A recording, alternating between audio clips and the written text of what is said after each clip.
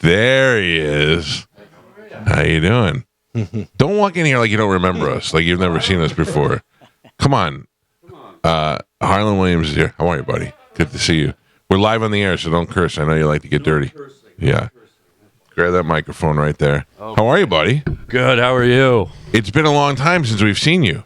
Yeah, it's been a long time. What have you been doing? What have you been up to?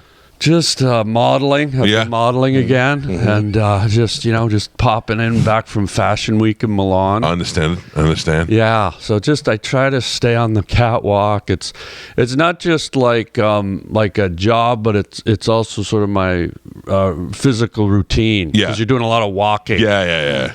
I get you. You know, back and forth. Up and down, Naomi Campbell, Heidi Klum, just all the latest all my models. buddies, yeah.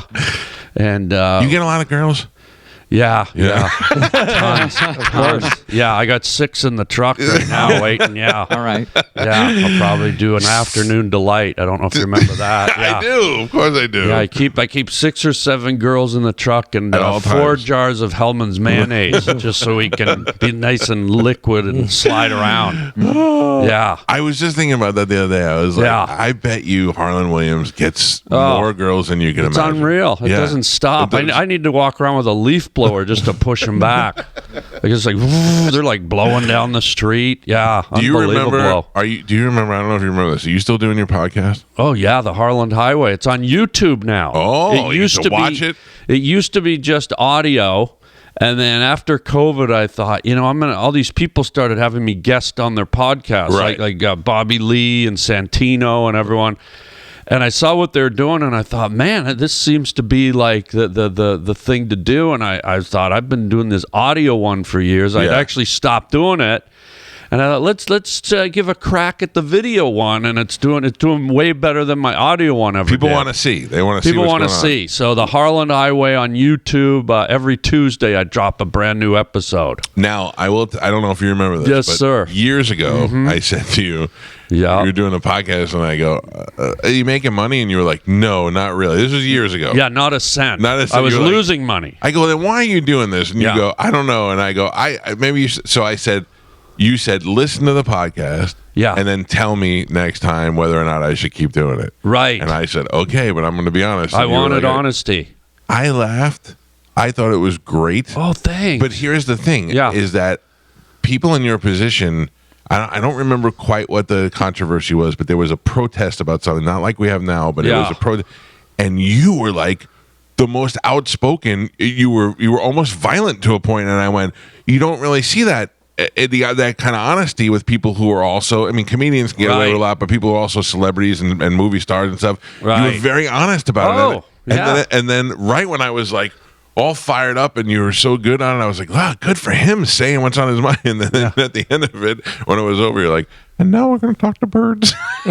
Talk to birds? I don't know. It was some sort of animals were having a conversation. And I go, this is brilliant. This is actually one that you should keep doing. Yeah. Because everybody else is just like you said. It's just 5 comedians going on each other's shows talking about the same story, just telling it a little different. But you took yours totally different angle. Yeah, I try to do bring a different vibe to it. Yeah. And so that's my thing. And thank you. I'm glad you liked it. I did. I would totally tell you if I didn't. I was I waiting know. to break the news to you, and it was great. I came love in, honesty. I love honesty. It was a controversial. You took a side. Nobody ever takes a side anymore. yeah. You took a side, and you were defending it, and you were mad, and I went, "Good for him! Holy cow!" Yeah, thank you. Yeah, no, I just just try to keep it real and honest, and whatever's coming out of me, and But on the new one. On the old one, I never had guests. I think in 11 years, I think I had 6 guests. Yeah. And then on the new one, it's 98% I'll have a guest, a comedian like Bill Burr or Kevin Nealon or whoever, and so it's a lot more of me dancing back and forth with the guest, which is fun. It's funny, I saw a clip with you and Kevin Nealon, and there's a point where you guys are going back and forth, and you're just making stuff up off the top of your head, and both of you are great at it. But there's a point where Kevin Nealon looks at you with appreciation for how funny you are and how you're coming up with the stuff. Oh, thank you. It's really good, though, because you can see where he's like, this guy's great. Thank you. Yeah, we have.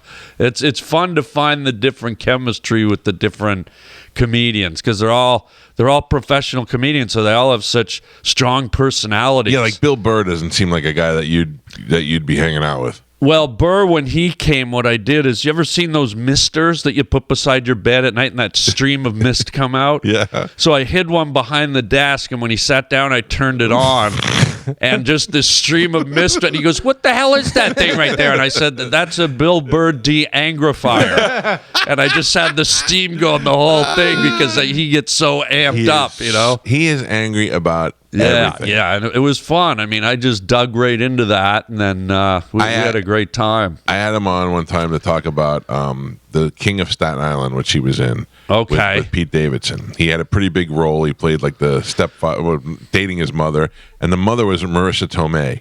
Oh, yeah. Right, that's what I said. And I go, hey, that's not a bad deal, huh? Getting a part where you get to make out Marissa Tomei. Very easy, kind of just a statement more than anything. Yeah.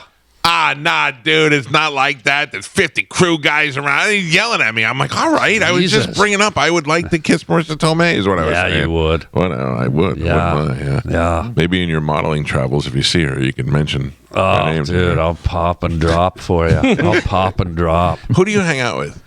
Who's your buddies? Well, I have a bunch of. I play a lot of racquetball, so I have a bunch of buddies I play racquetball with. You didn't make the jump to pickleball? Are you sticking with racquetball? I did pickleball, but to be honest, when you've played racquetball, which is like chasing a bullet, slow, and then you play pickleball, it's like chasing like a baseball. Yeah, it's too slow for me, believe it or not. You've been playing racquetball all these years. Yeah, it's still pickleball still can be fast, but I just got bored with it. Like I play racquetball 3-4 times a week. Wow. So when I got on I'd find myself after a game or two just sort of like, what time is it? You know, whereas racquetball, who wants to play another one? I don't have that in me at all. Oh, you will. I played handball when I was a kid. Well, we call that, you know what? Yeah. I think all boys played handball. Yeah, I was great at it. That's a given. Yeah, you look like a champ. All right, so what do you got? Just racquetball buddies? No, I got racquetball buddies. I got buddies from the comedy community. Yeah, like who's your best friends like that we kind of know?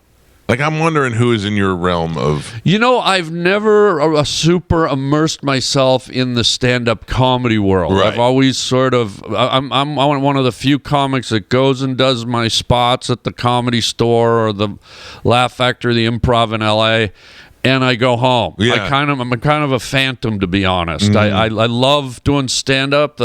I love the other guys, but I've never sort of got into the clique. I just sort of kept my distance from the clique. You say, you know, the kind not of the clique. Clique. No, I like the way you say it. You know, however you want to say it. The models probably say clique. Well, I took English at DeVry too, so I speak a little different than others. You know, I almost went to DeVry. Really? I had no other choice. I had nothing else going on. Yeah. I knew I didn't want to go there, so I flubbed the entrance exam. No you know way. How dumb you have to be to get turned down from DeVry? Yeah. Would you misspell your name? Long division. Oh, wow. I made it wrong like I didn't know how to do it. I hate That's a true story. Division. Yeah. All right. Anyway, so in your clique is who? So I have just buddies that are sort of outside of the stand-up comedy world. I hang around with comedians now and then, but it's not that I don't like them. It's just... Yeah. It's just, you know, it's that's the world I work in, so it just sort of... that's not... I remember you hung out with... Didn't you hang out with the kid who played Lex Luthor? Yeah, Michael Rosenbaum. He's one of my really good buddies. He's actually my neighbor, lives right up the street. Oh, there you go. My buddy Matt, who actually just moved. I'm bummed. One of my best friends. He just moved this week. Get away from you. To get away from me, you know. So yeah, I'm just kind of my little group of friends. And what's it? You have a girlfriend or anything? At the moment, no. I don't have a girlfriend. Why have a girlfriend when you got 7 in the car? You know? Yeah, I'm just saying. Like, I bet you my wife would love you. You're her perfect amount of weird. Like, is that right? Yeah, like. Finally. Nah, I'm just. But you know what I'm saying? Like, she loves. What's the guy's name?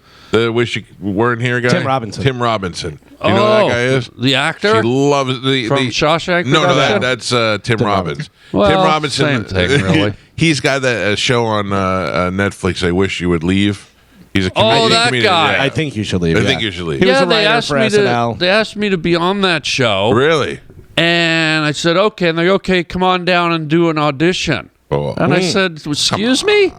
They said, yeah, they're making everyone audition. I said, guys, it's a funny show, but it's just a bit part, a guest star. I'm not auditioning. You know who I am. Yeah, if you want me, great, I'm there. If you want me to audition, bye. Ooh, who do you go up against? And like, who do you see in the room when you went for auditions? Like, who? Brian Posehn? Not Brian Posehn. I remember seeing guys like Craig Robinson. One of my auditions where I just got Jeffrey Ross. I'll see in there. You never know who you're gonna see. But what makes me mad is when I go into audition and legitimate guys that shouldn't be there, they're making audition. I did an audition. And I'm sitting in the waiting room, and you got to sign in. It's sort of humiliating, especially when you've got a big body of work, right? Which I have, but I'm not a god. You have to do what you got to do. Yeah. But then Michael Richards walks in, Kramer. Wow. And I just walked up to the girl. I said, that's your guy right there. You're making Kramer audition? This is Kramer. I said, this is a comedy, whatever do it. It's like that's your guy. And I left. I fucking left. Whoa, you can't say that word. Sorry. That's Got it. All right, you're good. Thank you. And then I was doing audition for a sketch show.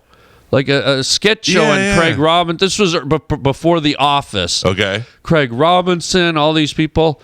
And in walks, remember, sketch show. In walks Kevin McDonald from Kids in the Hall. Wow. And I'm like, this is one of the guys that re-engineered the sketch genre. They reinvented it. They're the hippest sketch show to come along since SNL. Yeah. And you're making Kevin McDonald audition for a sketch show. It's very infuriating because it reinforces just how cruel Hollywood is. Yeah. Like you should get to a point where you just earn it. Not everybody, but certain Not people everybody, get that, but Kramer and Kevin McDonald. Hello. Yeah. When you walk into I've only done a very minimal amount of those things. When you walk into a room and how many people? 5 guys in there, maybe a handful of people there for your audition when you go in? What it is, it's usually you start off with about 5 or 6, and then they start, like, some guys will leave, and then more will filter in. And so it's not just one sitting. Like, they'll have guys coming in all morning. Check and see. So as five go in, 5 more show up because you're given a time. No. I mean the people waiting in the room. Like there's a casting director or somebody. Once you're in the room. When you're in the room. that can vary between from between 2 to I've been in rooms where there's like 15. Yeah. It depends how far down you get too. Like if you get right to the end, like down to the last 2 or 3 people, right, you'll have like a full room because then now all the executives come in, all the big wigs. Now you're down to the cream, and that's when it gets very. That's when it's the most nerve-wracking because now you're in the final 4 or 5, and what they do it makes it even more horrible. The 4 or 5 finalists, after you've been through 300, 400 guys, when you're in the 4 or 5 finalists. They bring all of you in at once, put the 5 of you who are, reaching for the prize. They give you your contract in the lobby, and you have to sign it in front of all the other guys. And if you get it, they're locking you in. You're locking in for a 3 or 5 year contract. Wow! So you're with your main competitors right there, and it's horrible. When you walk in the room, do they go, "Oh, hey, Harland, okay, here's what we're going to do"? Like, do they recognize you right out of the gate? Like, I know they know who you are, but do they acknowledge it? Or Sometimes they're like, "Hey," and then sometimes. But what I do a lot is it's sort of intimidating energy being in front of all those executives. Yeah. And so what I would do a lot, and that sketch show in particular, I made it to the end. I made it to the final thing, and they made us go in and read with the other finalists to see how we improvise together. Sure. And it was a sketch show that was produced by Kelsey Grammer. So he was in the room. I kind of remember this. And that was the one that Robinson was up for and all this and that. And so I went in and I thought, you know what? I don't want to deal with their energy, so I won't look at them. So I walked in and I just looked at the ground and I just focused on the other actors. Right. And Kelsey was in the room, and he's a guy I did a movie with called Down Periscope, a submarine movie. Yep. So I never even looked up once at any of them. I went in, I kicked ass, I did what I did, and then got back, and my agents called. They said, yeah, Harland, they said you were a complete snob, and I didn't get it. Because they thought you were. They thought I was. I wouldn't want to look at but it was because I didn't want to be freaked out. So I wanted to keep my head in the game. So I didn't look up. There was literally about probably 20 of them there, and they brought us into a small theater. Oh, jeez. And so I just said, I'm going to keep my head in the game. I'm going to pretend they're not there, and they didn't like that. They thought you were a snob. They thought I was biggest. They said Harland was a total snob, and even with Kelsey there, I guess I was going to say he was probably rubbed the wrong way because I didn't say hi. I didn't even know he was there, to be honest, because I never looked up. I didn't know Kelsey was sitting right there. Wow, that's insane. Boy, I don't know how you guys do that. It's a dream. It's awful. It's a dream gig when you achieve a certain level, but if you're still fighting for that, man, that's the pain in the ass. Auditioning is awful.